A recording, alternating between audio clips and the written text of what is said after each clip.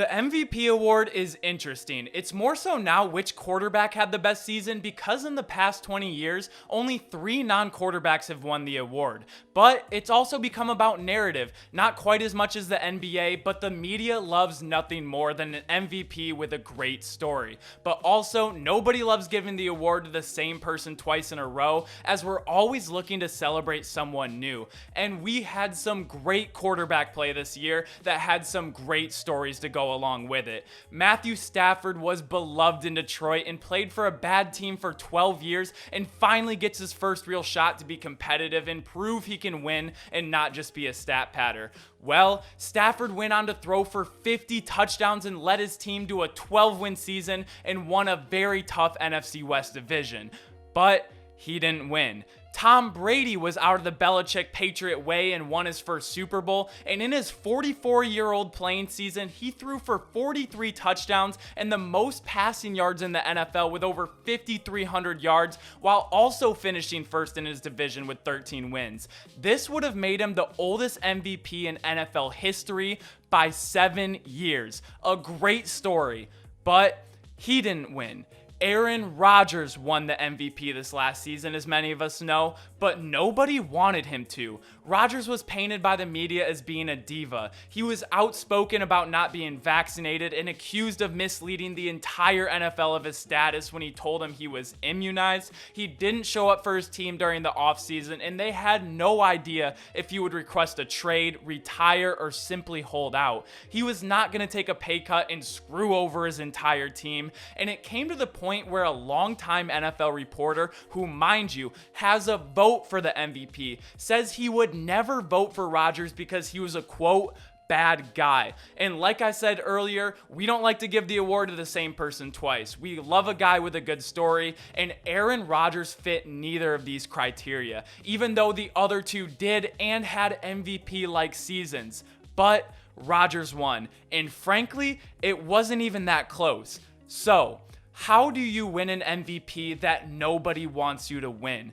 Well, in today's video, we're going to break down just that. I'm going to show you guys how Rodgers overcame all odds and all criticism to put on one of the most flawless regular seasons we've ever seen. We get so used to greatness that it just becomes expected, and we start to look at anything to criticize, and then that same very greatness never truly gets appreciated until it's gone. Myself included. I've mentioned several times on this channel in passing that Rodgers is the back-to-back MVP, but once I sat back and realized what that actually meant and how he accomplished this, it blew my mind. So let's take a look at some film to see exactly how he accomplished this seemingly impossible feat. There's obviously a lot to talk about, so let's get right into it.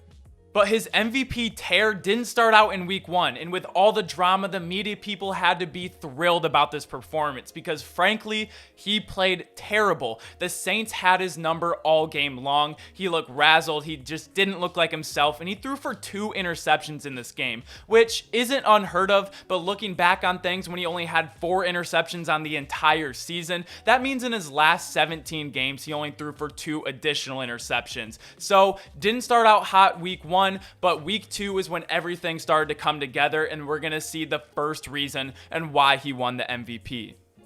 Because week 2 on, Rodgers really looked like himself again and got back to doing what the greats of this game have done. Reading pre-snap and knowing where you're going to go with the ball, short, accurate passes in rhythm, and even if he doesn't know where he's going with it pre-snap, he has a few ideas and then can immediately read the coverage and then know where to go with it. And he can accurately hit his target in the chest and in stride, which significantly reduces the risk for tipped interceptions. And this is another huge reason why he only finished the season with 4.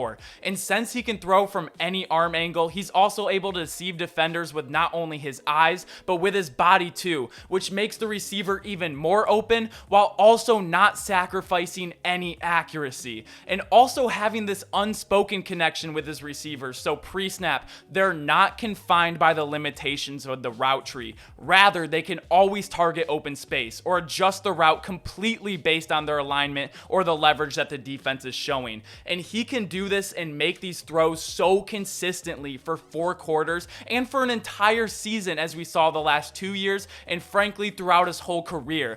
And this is a luxury you have being a true student of the game. And this level of accuracy and efficiency allows the Packers to effortlessly move the chains, and having this ability to chain plays and audible routes to get the best look at the defense gives you drive after drive and still have to deal with a healthy dose of the run. And this is a huge reason why he had an elite 69% completion percentage. And watching his games back, my guess is it would be closer to 75 to 80%, because if he allowed himself to take more sacks, because so often he dirts the ball or just throws it away and makes the best play for his team, killing the narrative that he's only selfish and looking for his numbers.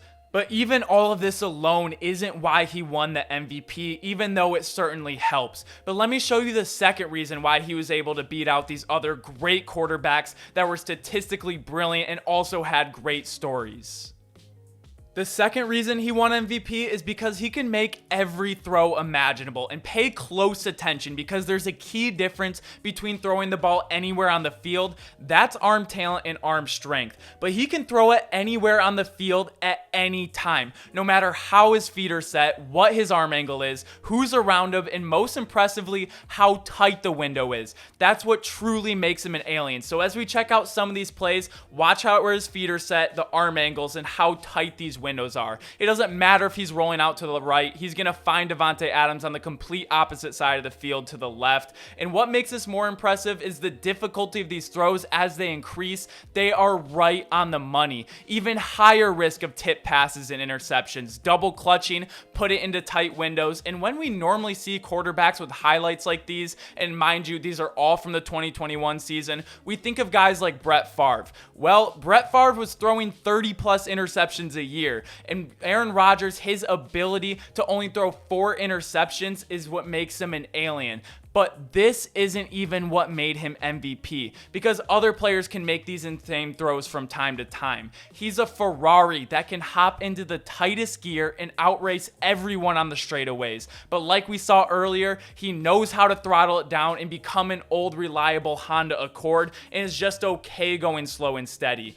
This is why he won MVP, for the reasons that he could dissect a defense better than the most accurate and most conservative quarterbacks in the league, but also at the same time be a better pure gunslinger than the most arm-talented and fearless, borderline reckless quarterbacks in the league. This balance is something that I don't think any quarterback in NFL history has achieved to the level that he has. It's truly remarkable, and this is what makes him, in my opinion, the greatest thrower of the football of all time. And this is prefaced with thrower of the football of all time, because whether it's his fault or not, or whether it's fair or not, you're not going to be taken seriously in the GOAT discussion with only 1 ring, especially when there's a guy in your era with 7. A lot of it isn't his fault though. He has consistently not had the help on the defensive side of the ball and on special teams. In the last 10 years alone, he's had 5 defenses finish 19th or worst in the NFL, and in the playoffs, his defense have given an average of 36 points per game. He's also had the 26th or worst special teams unit 5 times in the last 10 years. While in comparison, Brady's had a top 10 defense 9 out of the last 10 years, and his defense in the playoffs has only given up 33 or more points 1 time. And when you look at it like this, it just doesn't seem fair, but all the blame can't be shifted in that direction. He has had his shortcomings in the playoffs, most recently and most notably last year when his defense played a great game against the 49ers, and Rodgers with a loaded offense was only able to manage to put up 3 points in the last 3 quarters.